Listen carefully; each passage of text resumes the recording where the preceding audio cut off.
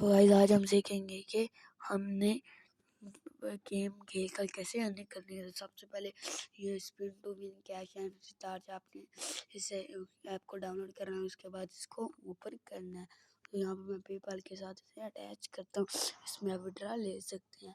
तो इसमें daily spin reward, video reward, gift win reward तो ये सब हैं। तो हम इसे बैक करते हैं और ये देख सकते हैं यहाँ पर विड्रॉ पे आउट करते हैं। मेरे पास यहाँ पे 26 रुपये हैं और पॉइंट विड्रॉ पे जाते हैं तो विड्रॉ मनी गते हैं $10। या हम इसे क्लिक करते हैं और बैक करते हैं, इसे क्लिक करते हैं बैक करते हैं। तो गाइस यहाँ पे हमारे पास यहाँ पे 26 रुपये, जब आपके यहाँ पे 120 रुपये हो जाएंगे तो आप इसमें इसे विड्रॉ ले सकते हैं। तो ये देख सकते हैं यहाँ पे स्पिन टू विन करने होते हैं और उसके बाद ये स्क्रैच कार्ड भी करने होते हैं। उसके बाद इसके आंसर भी देने होते हैं। उसके बाद ये भी डेली स्पिन करना होता है।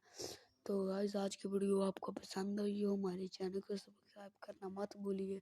तो वैसे ही और वीडियो मिलते हैं नेक्स्ट वीडियो में।